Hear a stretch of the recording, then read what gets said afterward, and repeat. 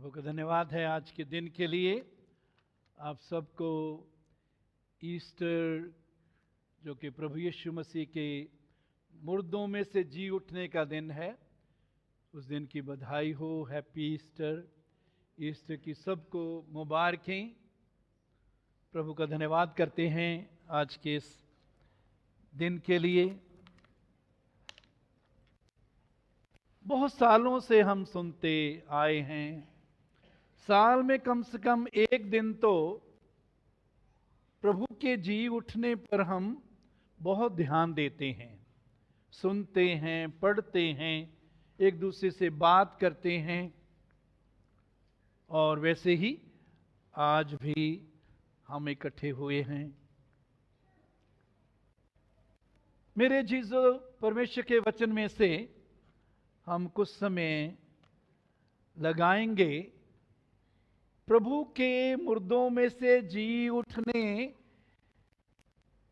के साथ जुड़ी हुई कुछ बातों पर ध्यान करेंगे। लूका 24 अध्याय 5 और 6 पद। लूका 24 अध्याय 5 और 6 पद। यहां स्वर्गदूत उन स्त्रियों को कहते हैं जो यीशु की कब्र पर उसकी देह, उसके शरीर पर सुगंध द्रव्य या मसाले, खुशबूदार मसाले लगाने के लिए आई। उनको स्वर्गदूत कहते हैं, तुम जीवितों को मरे हुए में क्यों ढूंढती हो? वह यहां नहीं परंतु जी उठा है। तुम जीवते को मरे हुओं में क्यों ढूंढते हो? ये बात स्वर्गदूत ने उनको बोली और उन्होंने जैसा बोला गया था, जैसे स्वर्गदूत ने बोला वैसा ही पाया। कब्र में, कब्रिस्तान में यीशु को नहीं पाया। वह यहां नहीं परंतु जी उठा है। तो हम देखते हैं उसके बाद कि जीवित यीशु को उन्होंने देखा, जीवित यीशु से उन्होंने मुलाकात की। मेरे अजीजों, ये बात आज हमें कुछ सिखाती है। क्या ये सच नहीं कि हम भी बहुत बार उस जीवते परमेश्वर को, जीवते परमेश्वर की सच्चाई को, जीवते परमेश्वर की अगुवाई को, जीवते परमेश्वर की आशीषों को हम मुर्दा कामों में, रीति रिवाजों में, या जहां से वो नहीं मिलता वहां हम ढूंढने की कोशिश करते हैं। और आज प्रभु हमें इस वचन के द्वारा बताना चाहता है कि हम मुर्दों में से, मुर्दा कामों में से, मुर्दा रीति रिवाज से जिंदा को ढूंढने की कोशिश ना करें। वो जिंदा प्रभु अपने वचन के द्वारा मिलता है। उसके वचन पर जब हम विश्वास करते हैं, उसके वचन में जब हम बने रहते हैं, उसकी उपस्थिति में, उसकी हजूरी में बने रहते हैं, तो हम उसे पाते हैं, उसकी सुनते हैं, उससे, उसके संपर्क में आते हैं, उसके साथ समय व्यतीत कर सकते हैं। जीवितों को मुर्दों में से ढूंढना बंद करें। वचन में, उसकी उपस्थिति में वो हमें मिलता है। वचन के साथ समय व्यतीत करना शुरू करें। वचन के भूखे प्यासे हों, उसकी उपस्थिति के भूखे प्यासे बने। कैसे होंगे उसकी उपस्थिति और वचन के भूखे प्यासे? जब हम उन सब चीजों को अपने जीवन से अलग करेंगे, दूर करेंगे, जिनको हमारे जीवन में नहीं होना चाहिए, जो परमेश्वर और हमारे बीच में दीवार बन गई हैं, जो वो चीजें, उन सब चीजों को अपने जीवन से अलग करेंगे। प्रभु को कहेंगे, प्रभु इन चीजों पर मुझको जय दे। मैं नहीं चाहता कि मेरे जीवन में ये चीजें, ये बातें, ये काम, ये आदतें, ये व्यक्ति, ये रीति रिवाज, हे परमेश्वर, तेरे और मेरे बीच में रहें। सब दीवारें प्रभु मेरे जीवन से ढह जाएं, ताकि मैं प्रतिदिन तेरे साथ संगति कर सकूं। जैसे हरणी नदी के जल के लिए हाँफती है, हे परमेश्वर, मैं तेरे लिए हाँफता हूं। क्या ऐसी भूख प्यास हमारे अंदर है प्रभु के वचन के लिए, प्रभु की उपस्थिति के लिए, या हमने इसको खो दिया है? यदि खो दिया है, प्रभु दोबारा देना चाहता है, दोबारा डालना चाहता है, भरना चाहता है। मांगो तो तुम्हें दिया जाएगा। मेरे चीजों, हरण की बात नहीं की गई, हिरणी की बात की गई है। वहां यह नहीं कहा गया जैसे हिरण पानी के लिए हाँफता है। हां, हिरण को भी पानी की जरूरत होती है, लेकिन यहां लिखा है जहां हरणी, जैसे हरणी पानी के लिए हाँफती है। क्या अंतर है हिरण और हिरणी में?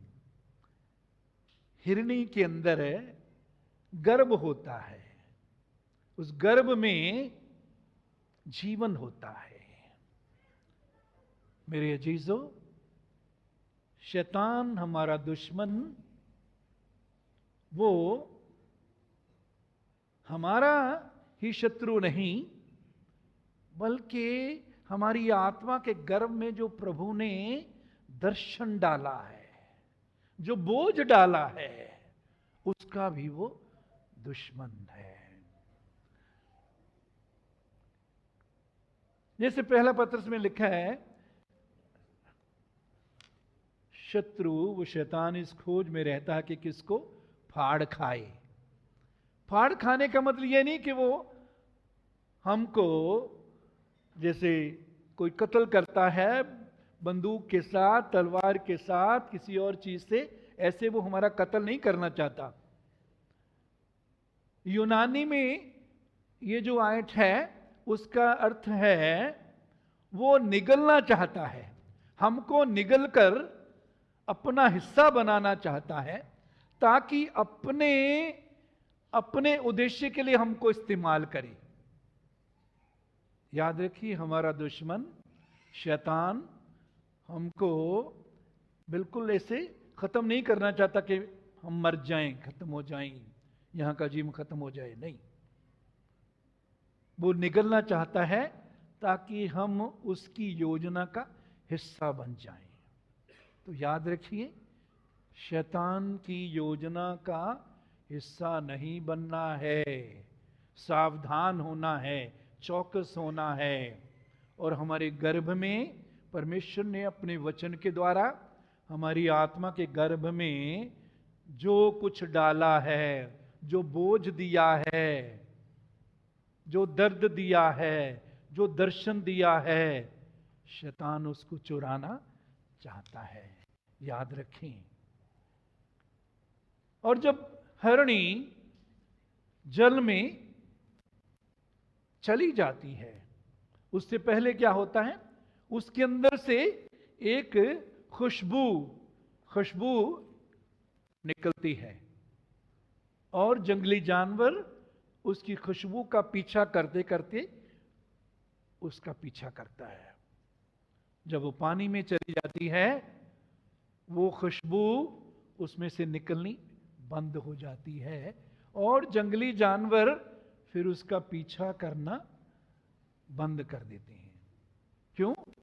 उसमें से अभी खुशबू जो जंगली जानवर तक पहुंचती है, जिसके कारण वो उसका पीछा करता है, अब वो नहीं निकलती। तो परमेश्वर की उपस्थिति में जब रहते हैं मेरे अजीजों, शैतान हमारा पीछा करना, हमारा छीनना, हमारी चोरी करनी वो बंद कर देता है। मेरे अजीजों, मरकुस 16 अध्याय 3-4 पद, मरकुस 16 3-4, हमारे लिए कब्र के द्वार पर से पत्थर कौन लुढ़काएगा। स्त्रियां जो कब्र पर जा रही हैं, यीशु की शरीर पर वो सुगंध द्रव लगाने के लिए, ये रिवाज था यहूदियों का। मिस्रियों में भी ये रिवाज था और भी बहुतों में ये रिवाज था, लेकिन यहूदियों में खास रिवाज था। और लिखा है जब उन्होंने आंख उठाई तो देखा कि पत्थर लुढ़का हुआ है। आपस में बातें करती हैं, वो पत्थर भारी है, हमारे लिए पत्थर को कौन लुढ़काएगा। मेरे अजीजों, फिलिपियों 3 अध्याय 20 पद में क्या लिखा है? परमेश्वर ऐसा सामर्थी है जो हमारी समझ और विनती से बढ़कर करने की सामर्थ्य रखता है। यहां भी परमेश्वर ने स्वर्गदूत के द्वारा उस पत्थर को हटाकर उनकी विनती और समझ से बढ़कर किया। याद रखिए, हमारा परमेश्वर हमारी विनती और हमारी समझ से बढ़कर करने वाला परमेश्वर है। इसलिए अपनी सारी चिंता उस पर डाल दें, उसको हमारा ध्यान है। अपनी बुद्धि का सहारा ना लें, पूरे मन से यहोवा पर भरोसा रखें। यूहन्ना 20 अध्याय उसके 7 पद में यहां लिखा है, कब्र के अंदर जब पतरस और यूहन्ना गए तो उन्होंने क्या देखा? पतरस ने 20:7, वह अंगोछा जो उसके सिर से बंधा हुआ था कपड़ों के साथ पड़ा हुआ नहीं, परंतु अलग एक जगह लपेटकर रखा हुआ था, देखा। पतरस ने क्या देखा? कि जो अंगोछा जो उसके सिर से बंधा हुआ था, यीशु के सिर पर जो पंजाबी में इसको परना बोलते हैं, अंगोछा बंधा हुआ था, वो कपड़ों के साथ गिराया हुआ नहीं था, परंतु अलग एक जगह लपेट कर रखा हुआ था। यहां हम देखते हैं सिर्फ अंगोछे के बारे में जिक्र आया कि वो लपेट कर रखा गया। इसका मतलब दूसरे कपड़े लपेट कर रखे नहीं गए थे। यीशु जब मुर्दों में से जी उठा, वो ऐसे ही रखे गए थे, लेकिन ये अंगोछा लपेट कर रखा गया था। क्या अर्थ है इसका? क्या ये बात क्या सिखाती? मेरे अजीजों, यहूदियों में रिवाज था कि जब कोई मेहमान को बुलाया जाता था खाना खाने के लिए, और यदि कोई ऐसे परिवार में जाता जहां उसको खाना पसंद नहीं, या वो दोबारा उस परिवार में आने का इच्छुक नहीं है, उनका रिवाज था ये, और वो करते थे। वो क्या करते थे कि मेहमानों को जो पंजाबी में पोना या अंगोछे की तरह, हिंदी में क्या बोलेंगे पोने को? जैसे आजकल तो टिश्यू पेपर हो गए ना, पहले कपड़े होते थे। कपड़े मेहमानों को देते थे हाथ पोंछने के लिए, या उनके ऊपर वो जो सामने रखते थे ताकि उनके ऊपर ना गिरे। तो वो मेहमान जिसको खाना अच्छा नहीं लगता था, जो नहीं चाहता था कि दोबारा आए, वो उस अंगोछे को या उस कपड़े को लपेट कर रख देता था। इसका मतलब क्या है? मैं दोबारा फिर नहीं चखूंगा। अजीब लगता है हमको, लेकिन ये ऐसा रिवाज था। मेरे अजीजों, इब्रानियों 2:9 में परमेश्वर के अनुग्रह से वह हर एक मनुष्य के लिए मृत्यु का स्वाद चखे। यीशु ने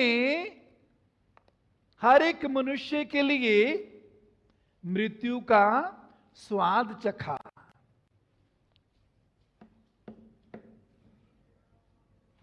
यीशु मरा नहीं, मौत ने यीशु को निगला नहीं, मौत के वश में यीशु सदा रहा नहीं।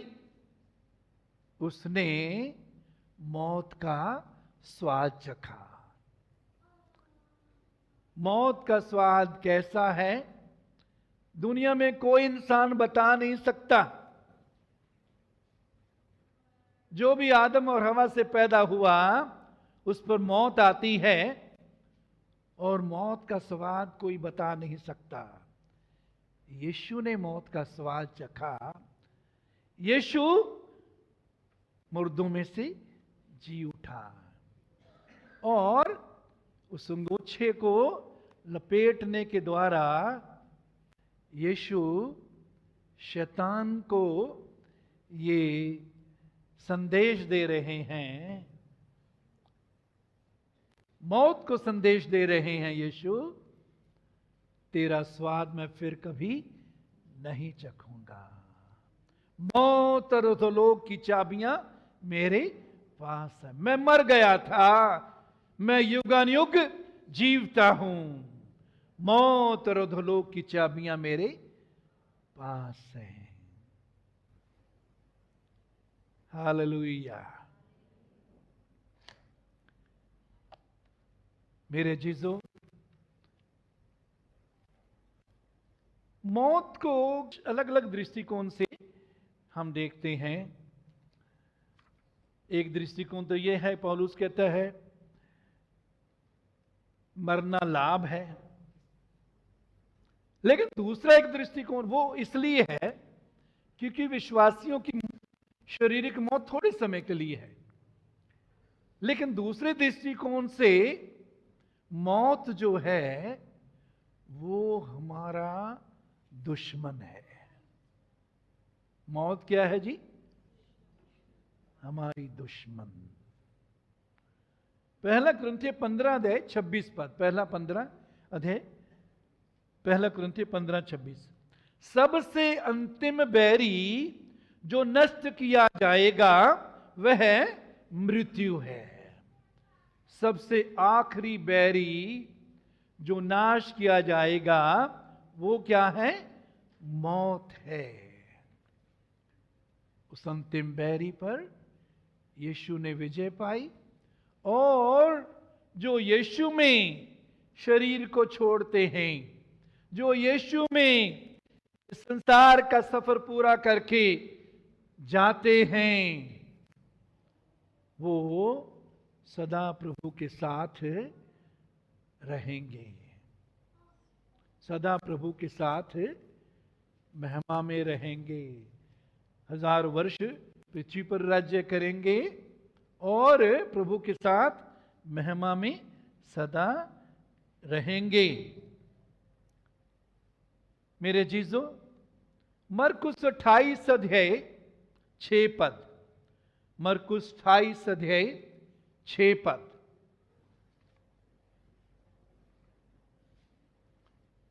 यहां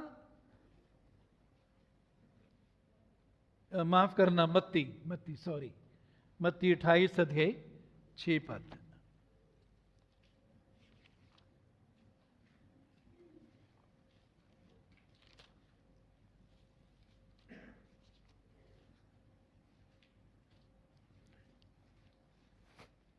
यहां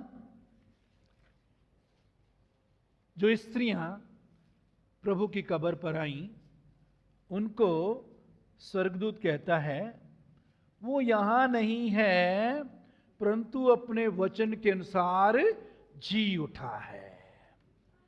यीशु कैसे जी उठा है जी? अपने, सब बोलिए, कैसे जी उठा? अपने वचन के अनुसार। इधर बोलिए, यीशु कैसे जी उठा? यीशु कैसे जी उठा? यीशु कैसे जी उठा? अपने वचन के अनुसार। यीशु के वचन में सामर्थ है।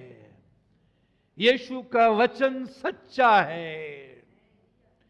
यीशु का वचन जिंदा है।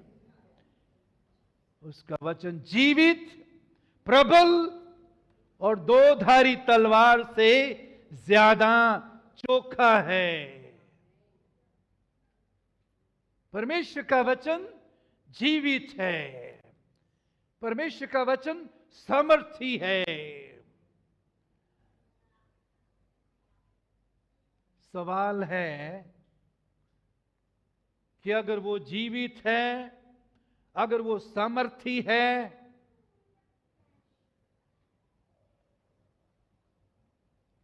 उसके जीवन और उसकी सामर्थ्य को हम कैसे देख सकते हैं?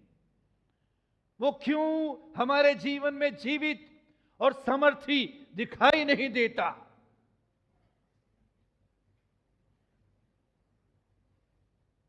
आप में से है कोई चाहता है आप परमेश्वर के वचन को अपने जीवन में जीवित और सामर्थी, दो धारी तलवार से ज्यादा तीखा देखना चाहते हैं? कोई है यहां? ऊंचा हाथ खड़ा करें जो देखना चाहते हैं। मेरे जीजो, कैसे होगा? जब हम परमेश्वर के वचन पर विश्वास करते हैं। क्या करते हैं? परमेश्वर के वचन पर विश्वास करते हैं। जब विश्वास करते हैं, जो वचन प्रभु ने हमको वचन में वचन दिया है, जो प्रतिज्ञाएं, जो वायदे प्रभु ने वचन में हमें दिए हैं, जब हम उन पर विश्वास करते हैं, विश्वास में बने रहते हैं, विश्वास में खड़े रहते हैं, हमारे विश्वास को वचन में जब हम मिला देते हैं, वचन के साथ जोड़ देते हैं, विश्वास को वचन में मिक्स कर देते हैं, तो वो वचन हमारे लिए जीवित, हमारे लिए सामर्थी, प्रबल, हिंदी में प्रबल लिखा है, इंग्लिश में पावरफुल है, उसका मतलब सामर्थी, और दो धारी तलवार से ज्यादा चोखा, तीखा बन जाता है। वो अपने वचन के अनुसार जी उठा है। यीशु अपने वचन के अनुसार जी उठा है। मेरे अजीजों, परमेश्वर के वचन में, वचन जो पवित्र आत्मा के द्वारा, पवित्र आत्मा ने पतरस के द्वारा दिया, दूसरा पतरस 1:3, दूसरा पतरस 1:3, क्योंकि उसकी ईश्वरीय सामर्थ्य ने सब कुछ जो जीवन और भक्ति से संबंध रखता है, हमें उसी की पहचान के द्वारा दिया है। क्या लिखा है परमेश्वर के वचन में? वचन क्या है? उसकी ईश्वरीय सामर्थ्य ने, सब बोलिए, उसके ईश्वरीय सामर्थ्य ने, उसके ईश्वरीय सामर्थ्य ने सब कुछ जो जीवन और भक्ति से संबंध रखता है, सब कुछ जो जीवन और भक्ति से संबंध रखता है, हमें उसी की पहचान के द्वारा दिया है। हमें उसी की पहचान के द्वारा दिया है। बड़े ध्यान से देखें वचन क्या कहता है। इस वचन के द्वारा परमेश्वर हमें क्या प्रतिज्ञा देता है। यीशु वचन के द्वारा, वचन के अनुसार जी उठा है।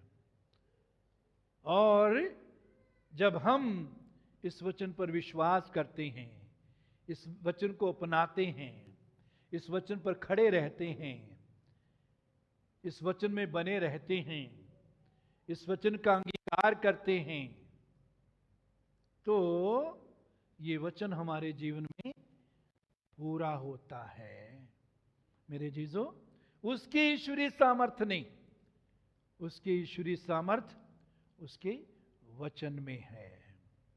उसकी आत्मा में भी है और वचन में भी है।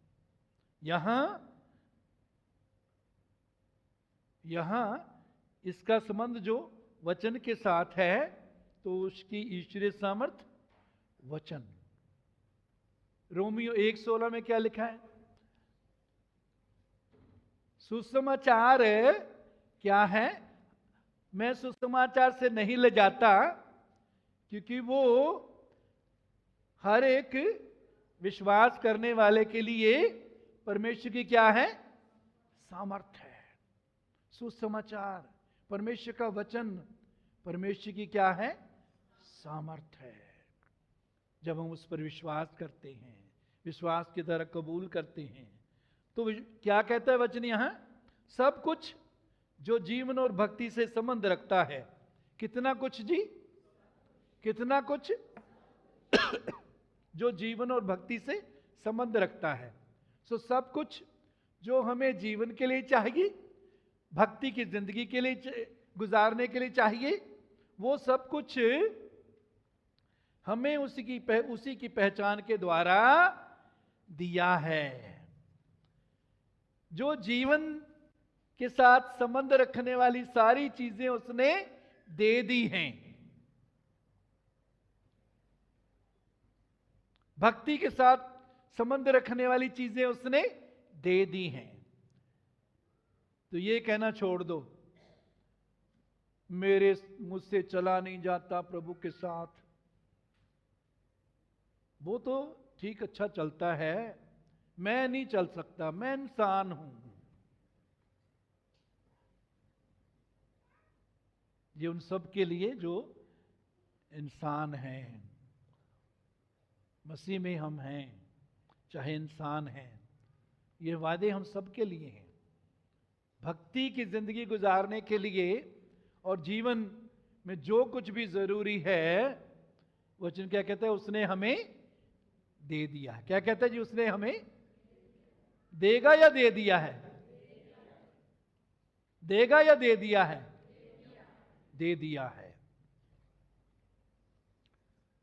अगर दे दिया है तो उससे हमको भीख मांगने की जरूरत नहीं, ना मेहनत करने की जरूरत, ना उसको मनाने की जरूरत कि प्रभु मान जा, अब तो मान जा, अब तो मेरी सुन ले, क्योंकि तुमने पहले ही दे दिया है।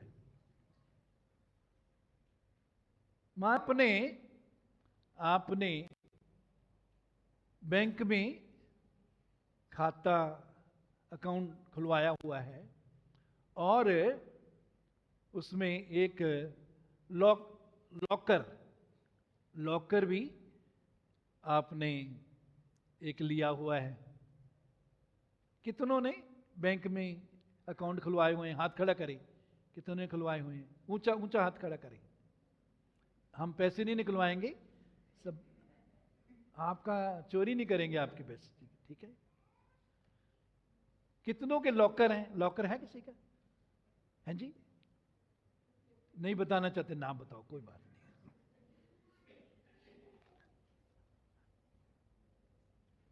मान लीजिए आपने अकाउंट के साथ साथ लॉकर भी लिया हुआ है, और आपका पिता या बड़ा भाई या कोई बहुत आपका नज़दीक आपको बहुत प्रेम करता है, पर भरोसा रखता है, वो आपको बताता है कि मैंने इतने तोले सोना, इतने तोले चांदी और इतने रुपए, इतने लाख या इतने करोड़ रुपए आपके अकाउंट में डलवा दिए हैं।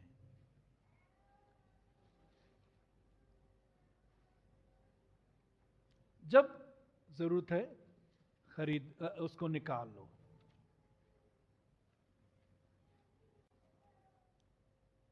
तो आपको क्या करना है? कोई बताएगा क्या करना है? हैं? थैंक्स भी करना है, फिर आगे बढ़ जाओ थैंक्स के साथ साथ, थैंक्स के साथ आगे बढ़िए। निकालना नहीं चाहते जब जरूरत हो? हैं जी? हैं जी? कढ़ंगे एक जना है, कढ़ंगे बाकी जमा करते रहेंगे।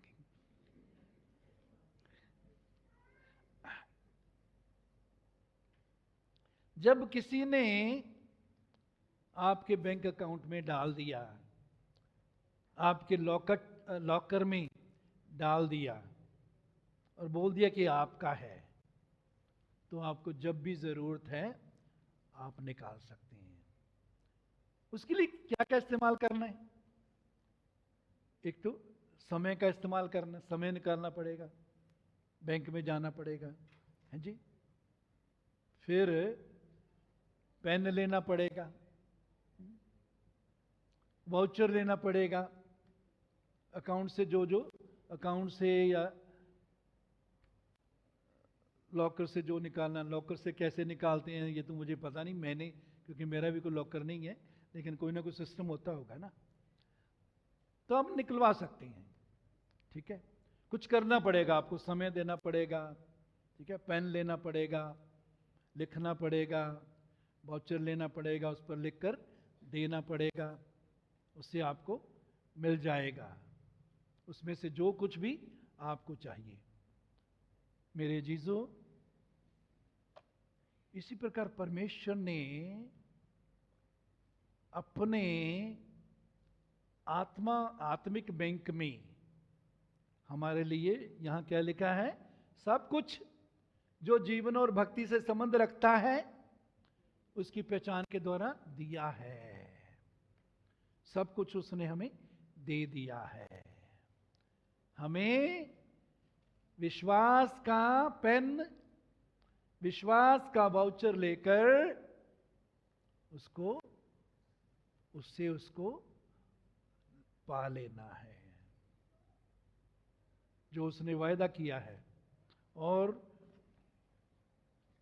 दूसरा कुरिन्थियों 1:20 में लिखा है, क्योंकि परमेश्वर की जितनी प्रतिज्ञाएं हैं वे सब उसी में हां के साथ हैं, इसलिए उसके द्वारा आमीन भी हुई कि हमारे द्वारा परमेश्वर की महिमा हुई। जितनी प्रतिज्ञाएं परमेश्वर ने कर दी हैं उनके लिए परमेश्वर की ओर से हां है। उनके लिए परमेश्वर को पूछने की जरूरत नहीं अब कि परमेश्वर तेरी मर्जी है या नहीं, उसकी ओर से हां है। जितनी प्रतिज्ञा उसने की हैं, जो कुछ भी उसने हमें हमारे आत्मिक बैंक में, आत्मा के बैंक में डाल दिया है, उसकी ओर से क्या है जी? हां है। उसकी ओर से क्या है? हां है। हमें विश्वास का पेन, विश्वास का वाउचर लेकर विश्वास से भरकर देना है और लेना है। तो क्या क्या उसने दिया है? सब कुछ जो जीवन और भक्ति से संबंध रखता है। क्यों? क्योंकि वो मुर्दों में से जी उठा प्रभु है, जिंदा प्रभु है। उसने, मेरे जीजो, आज हमने गीत, थोड़े समय पहले गीत भी गाया और वो आत्मा मुझ में है जिसने उसने जिस आत्मा ने उसको मुर्दों में से जिंदा किया। क्या था वो गीत को बोलेगा? अब मुझ में वो आत्मा है।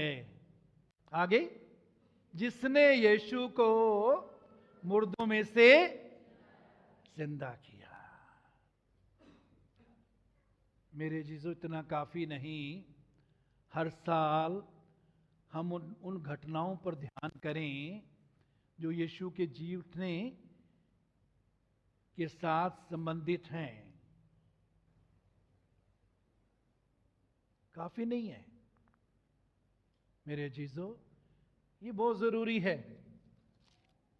अब मुझ में वो आत्मा है जो जिसने यीशु को मुर्दों में से जीवित किया। अब मुझ में वो आत्मा है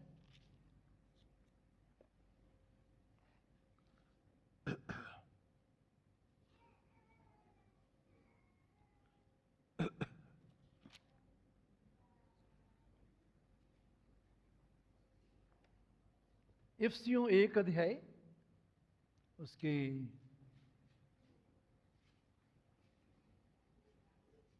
17 से पढ़ लेते हैं।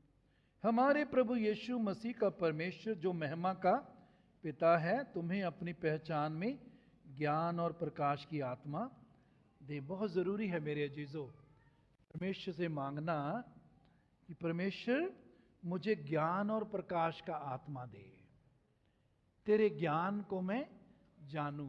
परमेश्वर का ज्ञान परमेश्वर के वचन के द्वारा हमें मिलता है। परमेश्वर का ज्ञान कैसे मिलता है जी? परमेश्वर के वचन के द्वारा।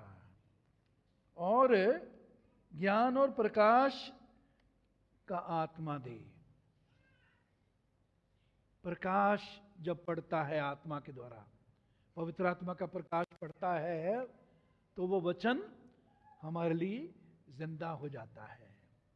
जो कुछ प्रभु ने हमारे लिए हमें दिया है, किया है, वो सब कुछ दिखने लग जाता है।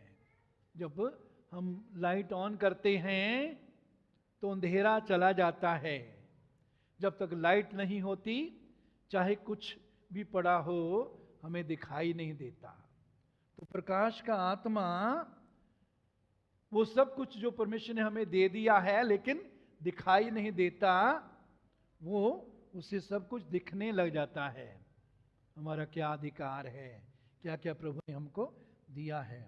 और तुम्हारे मन की आंखें ज्योतिर्मय हों, तुम्हारी आत्मा की आंखें देखने लग जाएं, तुम्हारी आत्मा की आंखें खुल जाएं, हम आत्मिक रीति से देखने लगें। मेरे जीजो, विश्वासियों के लिए, मसीहों के लिए जरूरी है कि हमारी आत्मिक आंखें खुलें। क्यों हम आपस में झगड़ा करते रहते हैं? क्यों एक दूसरे के विरोध में बोलते हैं? क्यों एक दूसरे का नुकसान करते हैं? क्यों एक दूसरे के साथ प्रेम नहीं करते, एक दूसरे से दूर रहते हैं? क्यों एक दूसरे की बुराई हमको दिखती रहती है? क्योंकि हमारी आत्मिक आंखें नहीं खुली। हम अभी भी शारीरिक आंखों से देखते हैं, ये मेरा बैरी है, ये मेरी बुराई चाहता है, ये अच्छा नहीं है, ये मेरे लिए ये सोचता है, वो सोचता है। शारीरिक आंखों से देखते हैं। तुम्हारी आत्मा की आंखें ज्योतिर्मय हों, ऐसे देखने लग जाओ जैसे परमेश्वर हमें देखता है। मसीह में हम नई सृष्टि हैं, पुरानी बीत गई, बातें बीत गई, देखो सब नई हो गई। सब नई सृष्टि हैं,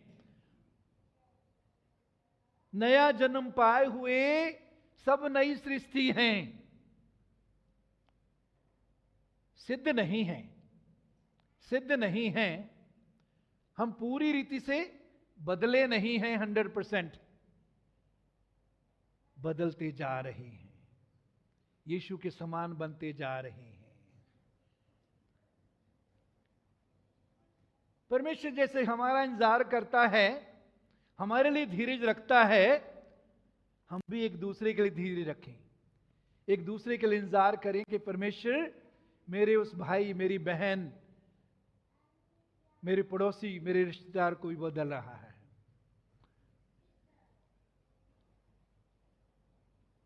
हम दूसरों की बुराई देखते रहते हैं।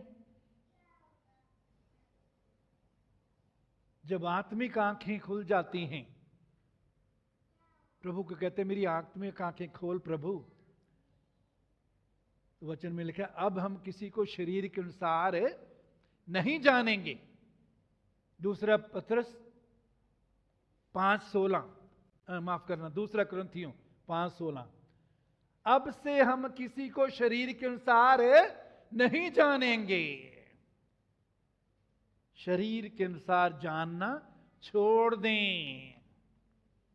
परमेश्वर के प्रेम में नहीं चल सकते, आत्मा के फल में नहीं बने रह सकते, परमेश्वर की इच्छा के अनुसार जीवन नहीं व्यतीत कर सकते, प्रभु की स्वरूप और समानता में नहीं बढ़ सकते, जब तक हम एक दूसरे को आत्मा में देखना शुरू नहीं करेंगे। गलतियां देखना छोड़ दें, कमियां देखना छोड़ दें। मसीह काम कर रहा है हम सबके जीवन में, बदल रहा है मेरे जीसू। उसके बाद और तुम्हारे मन की आंखें ज्योति में हो कि जिससे तुम जान लो कि उसकी बुलाहट की आशा क्या है। उसने हमें बुलाया है, संसार से अलग किया है। बुलाहट की आशा क्या है? हमारे सामने क्या आशा है? वो आशा है हमारा प्रभु आने वाला है, हमको ले जाने वाला है। और पवित्र लोगों में उसकी मिरास की महिमा का धन कैसा है। जितने भी पवित्र लोग यहां बैठे हैं, वो सब पवित्र लोग हैं जो प्रभु पर विश्वास करते हैं, जिन्होंने उसको अपने जीवन का उद्धारकर्ता ग्रहण किया है। प्रभु के लहू के द्वारा आप धुल चुके हैं, आप पवित्र लोग हैं। पवित्र लोगों को परमेश्वर ने अलग किया हुआ है, अलग किया। पवित्र हम किए गए और पवित्र होने के लिए बुलाए गए। मेरे जीजों, पवित्र लोगों में उसकी मिरास की महिमा का धन कैसा है।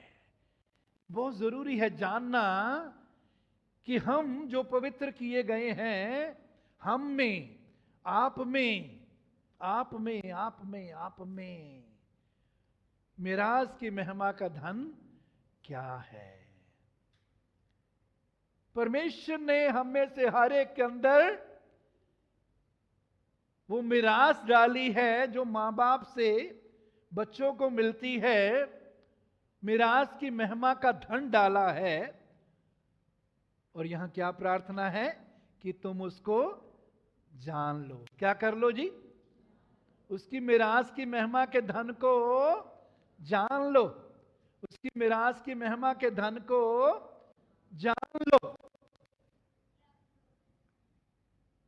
पवित्र लोगों में उसकी मिरास की महिमा का धन कैसा है।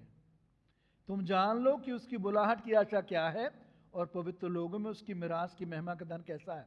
19, और उसकी सामर्थ्य हम में जो विश्वास करते हैं कितनी महान है। बोलिए, उसकी सामर्थ्य हम में जो विश्वास करते हैं कितनी महान है। उसकी शक्ति के प्रभाव के, उसकी शक्ति के प्रभाव के उस कार्य के अनुसार जो उसने मसीह में किया, कि उसको मरे हुओं में से जिलाकर स्वर्गीय स्थानों में अपनी दाहिनी ओर सब प्रकार की प्रधानता, अधिकार और सामर्थ और प्रभुता के और हर एक नाम के ऊपर, जो ना केवल इस लोक में पर आने वाले लोक में भी लिया जाएगा, उसकी सामर्थ हम में जो विश्वास करते हैं। ये कौन सी सामर्थ? जिस सामर्थ ने यीशु को मुर्दों में से जिंदा किया। पवित्र आत्मा की सामर्थ जिसने यीशु को मुर्दों में से जिंदा किया, वो सामर्थ कहां है? कहां है? कोई बोल के बताइए, वो कहां है? वो कहां है? धन्यवाद, आप विश्वास करते हैं। धन्यवाद, आपने अंगीकार किया। सबको विश्वास करने की जरूरत है, सबको अंगीकार करने की जरूरत है। लेकिन अफसोस की बात होती है कि जब हम विश्वास भी करते हैं, अंगीकार भी करते हैं, मानते हैं कि हम में, मुझ में, आप में वो सामर्थ डाली हुई है, सवाल है वो सामर्थ, जिस सामर्थ के द्वारा यीशु मुर्दों में से जी उठा, वो सामर्थ हम में डाली हुई है, क्या काम है उसका? क्यों डाली है हम में? विश्वासी होने के नाते हमें यह जानना, यह सीखना बहुत जरूरी है। किस काम के लिए वो सामर्थ डाली है? वही काम जो उस सामर्थ ने यीशु के मुर्दा शरीर में, जीवन में किया, वही काम पवित्र आत्मा, वही काम, वही सामर्थ मेरे जीजो हमारे जीवन में वो आत्मा करना चाहता है। हमारे जीवन में से हर एक मुर्दा बात को निकालना चाहता है।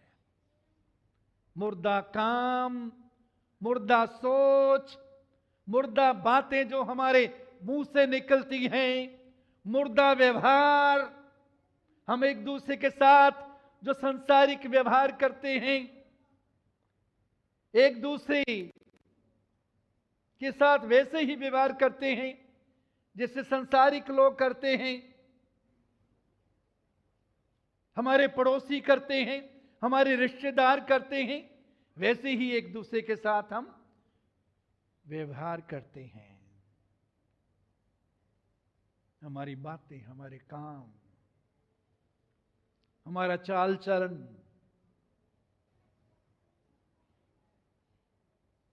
क्या चाल चलन से दिखता है कि मैं जिंदा नहीं, मसीह मुझ में जीवित है?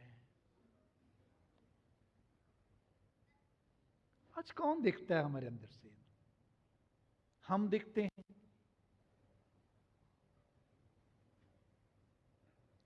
रानी दिखती है या मसीह दिखता है? साहिल दिखता है या मसीह दिखता है? निर्मला दिखती है या मसीह दिखता है? आशा दिखती है या मसीह दिखता है? अजीत दिखता है या मसीह दिखता है? नीलम दिखती है या मसीह दिखता है? कुलविंदर दिखता है या मसीह दिखता है। कौन दिखता है? मैं मसीह के साथ क्रूस पर चढ़ाया गया। हाँ, मसीह के साथ क्रूस पर चढ़ाए गए। सवाल है, हम तो पैदा भी नहीं हुए थे उस टाइम, कैसे चढ़ाए गए? मेरे अजीजों, हवा आदम के अंदर थी, आदम के अंदर से निकाली गई। हम यीशु की दुल्हन हैं।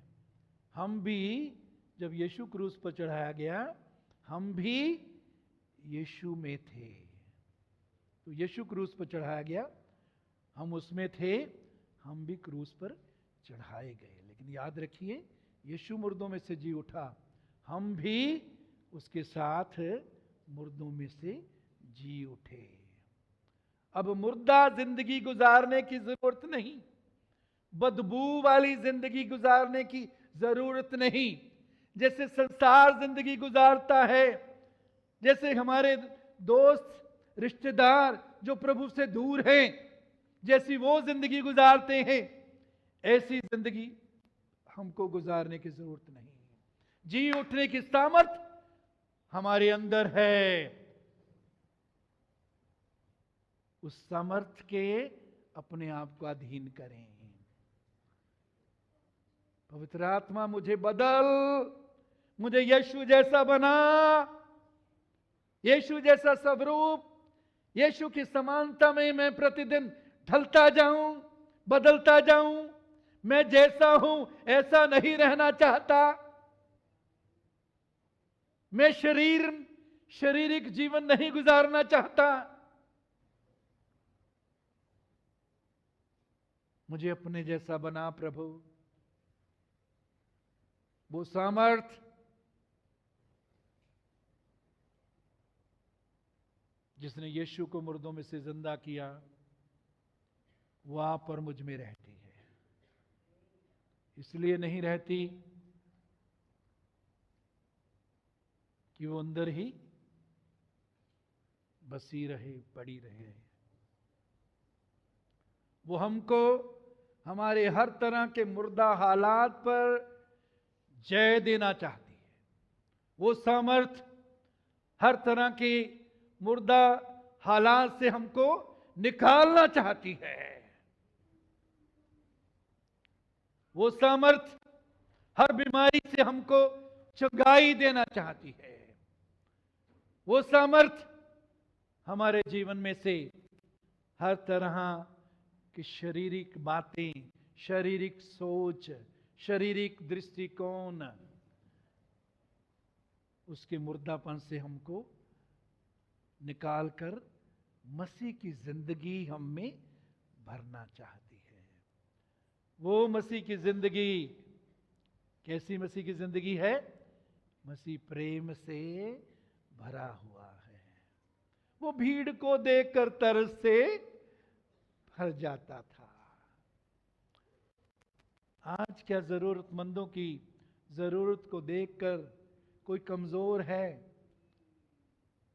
कोई बीमार है, कमजोर है, कोई ऐसा है जो बर्बाद हो रहा है, उसको देखकर क्या हमारे अंदर तरस आता है? तरस आता है कि हम उसके लिए प्रार्थना करें, हम उसकी मदद करें, उसके साथ वचन बांटें, उसको जीतें प्रभु के लिए, प्रभु का प्रेम उसके साथ बांटें। परमेश्वर प्रेम है, क्या उस प्रेम में हम चल रहे हैं? क्या उस प्रेम में हम बने हुए हैं? उस प्रेम में वो प्रेम हमसे बहता है? कैसा प्रेम करते हैं हम? इंसानी प्रेम वो स्वार्थी प्रेम होता है। वो प्रेम कहता है जो मुझसे प्रेम करेगा मैं उससे प्रेम करूंगा, जो मेरे साथ भला करेगा मैं उसकी भलाई करूंगा। लेकिन परमेश्वर का प्रेम क्या कहता है? वो कैसा प्रेम है? बिना शर्त के। यीशु ने हमसे कैसा प्रेम किया? बिना शर्त वाला। उसने सलीब पर अपनी जान देने से पहले शर्तें नहीं रखी कि तुम सुधरोगे, बदलोगे, तो मैं तुम्हारे लिए जान दूंगा। वो बिना स्वार्थ के है। दुनियावी प्रेम हम स्वार्थ के लिए करते हैं, जो हमारे काम आए, जिससे हमको कुछ फायदा हो। लेकिन परमेश्वर का प्रेम बिना स्वार्थ के है। कैसे है जी? बिना स्वार्थ के है। तीसरी बात, ये प्रेम कुर्बानी करने वाला। कैसा है प्रेम? कुर्बानी करने वाला, दूसरे के लिए बलिदान करने वाला है ये प्रेम, परमेश्वर का प्रेम। और मेरे जीजो, हम कई बार सोचेंगे मैं यीशु जैसा नहीं बन सकता, मैं परमेश्वर जैसा नहीं बन सकता। मेरे जीजो याद रखिए, परमेश्वर ने आदम को अपने स्वरूप अपनी समानता में बनाया। वो स्वरूप बिगड़ गया पाप के कारण। यीशु वही स्वरूप, वही समानता हमारे अंदर पवित्र आत्मा के द्वारा उसने डाल दी है। और उसकी इच्छा क्या है? कि हम उसी स्वरूप, उसी समानता में ढलते जाएं, उसी स्वरूप, उसी समानता में बढ़ते जाएं, उसी में बने रहें। बच्चों को आने ना दें प्लीज आगे।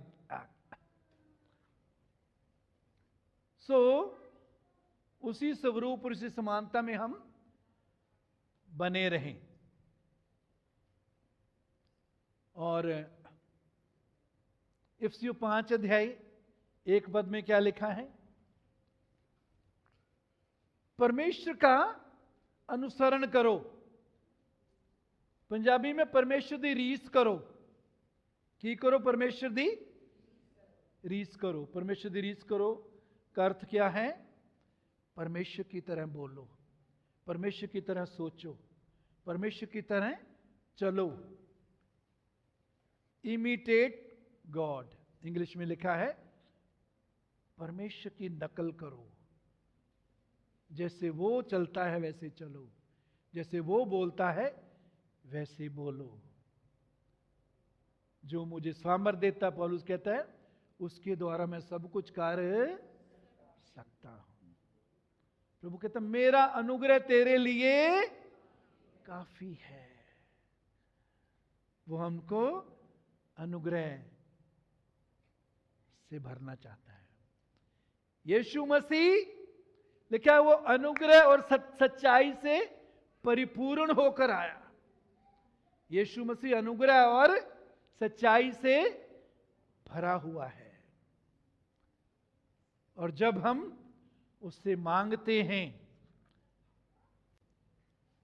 जब हम उससे मांगते हैं तो वो हमें अनुग्रह देता है।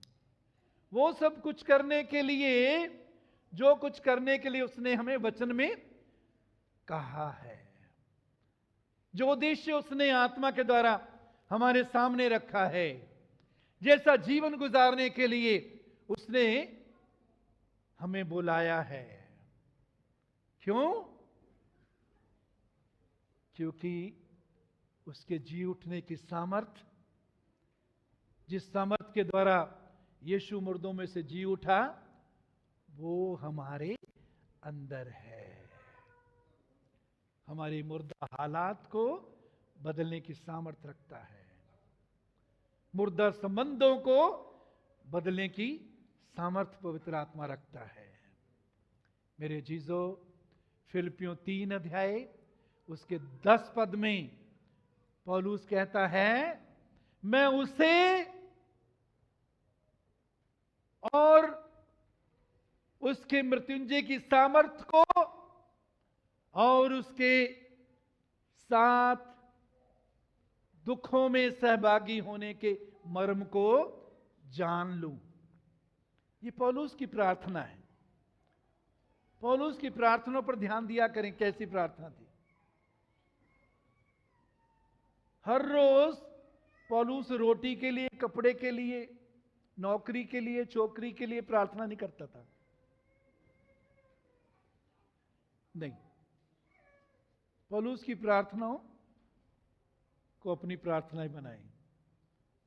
पौलुस क्या प्रार्थना करता है? मैं उसको जानूं। 20 साल हो गए थे जब पौलुस ने यह प्रार्थना की, 20 साल हो गए थे उसको विश्वास में आए। अभी भी क्या प्रार्थना है? मैं उसे जानूं। और ये जानू जो शब्द है, ये वही शब्द है जो इब्रानी में, यूनानी में जानू शब्द, इब्रानियों में वो शब्द जो आदम और हवा के बारे में लिखा है। आदम हवा के पास गया, आदम ने हवा के साथ शारीरिक संबंध बनाया। वहां जो इब्रानी शब्द है उसका जो अर्थ है, और यूनानी का शब्द जो यहां है, मैं उसे जानूं, उस दोनों का अर्थ एक है। जब आदम ने हवा के साथ गहरा शारीरिक संबंध बनाया तो उससे जीवन उत्पन्न हुआ।